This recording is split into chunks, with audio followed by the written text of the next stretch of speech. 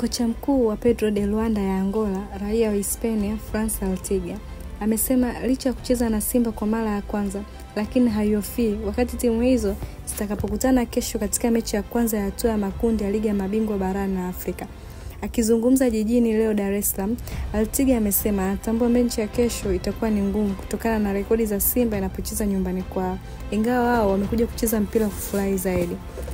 Sio rahisi unapocheza mechi za aina hii, hasa kucheza na Simba ambayo ni kweli na rekodi nzuri ikiwa nyumbani. Licha yote ila tumekuja kucheza kwa tahadhari, lakini kuonesha mpira pia mzuri. Aidha, Altiga amesema katika mechi ya kesho atawakosa wachezaji watatu muhimu wa kikosi hicho, japo itakuwa ni nafasi nzuri kwa wengine kuchukua nafasi hizo. Tutawakosa wachezaji Petro Apracio, Makauiba pamoja na Matheus Costa. Ni pigo kwetu kwa sababu unapokuwa katika hatua kama hii unahitaji kuona nyota wote wakiwa katika hali nzuri ya kiakili na kimwili.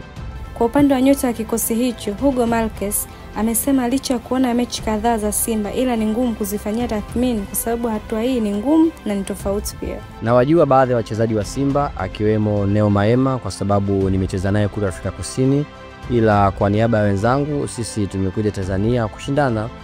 Nyota huyo amesema licha ya kesho kucheza na Simba kwa mara ya kwanza, ila ni miongoni mwa timu anazozifahamu vizuri hapa Tanzania kutokana na rekodi zake ikiwemo na Yanga. Tuna wachezaji wazoefu wa mashindano haya, hivyo kama nilivyosema mwanzo itakuwa ni mechi ngumu, lakini tutaonesha ubora na uzoefu tulionao, amesema.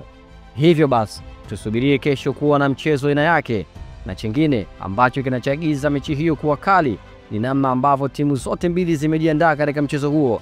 Je, nani atatoka na alama tatu? Tuandikie maoni yako kupitia channel yetu ya YouTube, lakini kikubwa usiache kusubscribe ili wa kwanza kupata habari motomoto kemkem zote za kimichezo ndani na nje ya nchi. Lakini kwa haya na mengineo zaidi unaweza kutufuatilia katika mitandao yetu yote kijamii kama vile Instagram, Facebook, X na kwingineko. Nikutakie muendelezo siku njema. Chao.